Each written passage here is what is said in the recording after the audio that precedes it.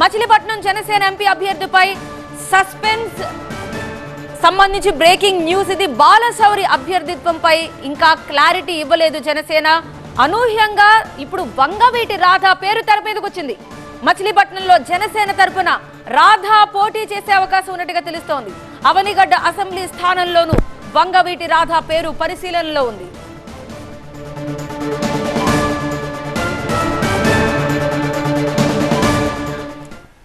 So ఇది ఇప్పుడు మనకు అందుతున్న తాజా సమాచారం. నిజంగానే ఇది బిగ్ బ్రేకింగ్ అనే మనం చూడాలి. సో మా ప్రతినిధి క్రాంతి ప్రస్తుతం ఫోన్ లైన్ లోనే సిద్ధంగా ఉన్నారు. క్రాంతి, తాజా సమాచారాన్ని బట్టి ఎలా చూడాలి? ఇప్పుడు వంగవీటి రాధా పేరు తెర మీదకి వచ్చినట్టుగా తెలుస్తోంది.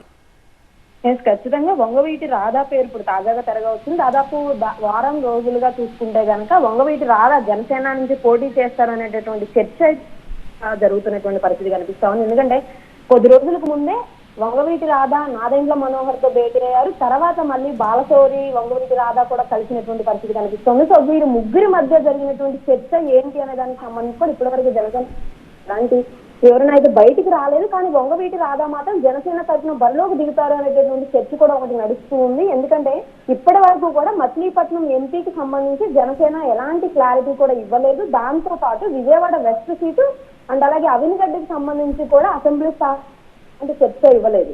అయితే ఈ 3 స్థానాలకు సంబంధించి జనసేనలో ఒక స్పష్టత లేకపోగా ఎవరు పోటీ చేస్తారో అనే దానికి సంబంధించి కూడా సస్పెన్స్ నెలకొన్నటువంటి పరిస్థితి కనిపిస్తా ఉంది. ఒక పక్క పవన్ కళ్యాణ్ అసెంబ్లీ పిఠాపురం నుంచి బరిలోకి దిగుతానని చెప్పినప్పటికీ కూడా ఒకవేళ నేను ఎంపీగా పోటీ చేస్తే కనుక ఉదయ్తో కాకినాడ పార్లమెంట్ సీటుని స్వాప్ చేసుకుంటానని కూడా చెప్పడం జరిగింది. కాబట్టి ఒకవేళ పవన్ కళ్యాణ్ కనుక ఎంపీగా పోటీ చేస్తే బాలశౌరి ఎమ్మెల్యేగా పోటీ చేసేటటువంటి అవకాశం ఉంది. ఎందుకంటే పవన్ కళ్యాణ్ జనసేన తరఫు నుంచి కేవలం 2 స్థానాల్లో మాత్రమే పోటీ చేస్తున్న నేపథ్యంలో ఈ 2 స్థానాల్లో ఇప్పటికీ ఒక అభ్యర్థి ఉదయం ప్రకటించారు. కాబట్టి మరోపక్క పవన్ ఎంపీగా పోటీ చేస్తారా లేదా అనేటటువంటి స్పష్టత లేదు. ఒకవేళ పవన్ ఎంపీగా బరిలో దిగితే గనక ఇటుపక్క మచిలీపట్నం సీట్ ఆశిస్తున్నటువంటి బాలశౌరి ఎమ్మెల్యేగా పోటీ చేసేటటువంటి అవకాశం అవినిగడ్డ నుంచి కనిపిస్తోంది. మరోపక్క అవినిగడ్డలో ఇప్పటికీ విక్కుర్తి శ్రీనివాస్ అండ్ అలాగే క్రిస్టియన్ అనేటటువంటి మరో 2 పేర్లు కూడా పరిగణలో ఉన్న నేపథ్యంలో అసలు అవినిగడ్డ నుంచి ఎవరు బరిలోకి దిగుతారు అనేటటువంటి చర్చ ముగియకుండానే తెరపైకి మళ్ళీ వంగవీటి రాధా పేరు వచ్చినటువంటి పరిస్థితి కనిపిస్తోంది. మరి వంగవీటి రాధా పోటీ చేస్తే గనక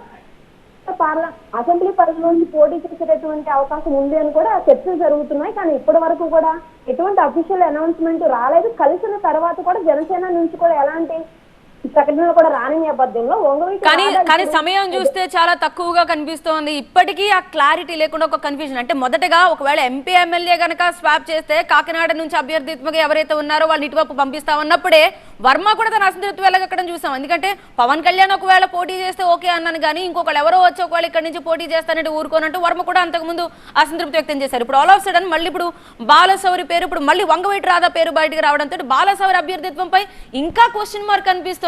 ఎప్పటికల్లా క్లారిటీ వస్తుంది క్రాంతి?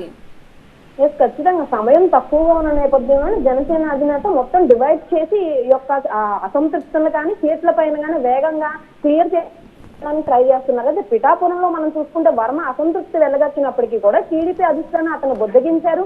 వర్మ నిన్న కూడా వచ్చి పవన్ కళ్యాణ్ తో భేటీ అయి కూడా వెళ్లారు, నేను సహకరిస్తాను, గెలుపు తీసుకెళ్తాను. అయితే పవన్ కళ్యాణ్ ఇప్పటికీ చెప్పాడు క్లియర్ గా నేను అసెంబ్లీ పైనే పోటీ చేస్తాను, కానీ అమిత్ షా మోడీ అడిగితే కనుక నేను ఖచ్చితంగా ఎంపీగా పోటీ చేసే అవకాశం ఉందని కూడా చెప్తూ వచ్చారు. కాబట్టి ఇక్కడ దీనిపైన క్లారిటీ లేదు. సో రాధాకు అవకాశం ఇస్తే గనక మరి బాలశౌరి పరిస్థితి ఏంటి? ఎంపీగా పవన్ కళ్యాణ్ పోటీ చేస్తే గనక బాలశౌరికి ఎమ్మెల్యేగా అవకాశం వస్తుందా లేదా అనే ఈ 3 విషయాల్లో ఇప్పటి వరకు కూడా స్పష్టత లేదు. మరి ఇవాళ దీనికి సంబంధించినటువంటి చర్చలు మరోసారి అవకాశం ఉన్న నేపథ్యంలో క్లారిటీ ఇస్తారా లేదా సంబంధించి కూడా మనం వేచి చూడాల్సి ఉంది.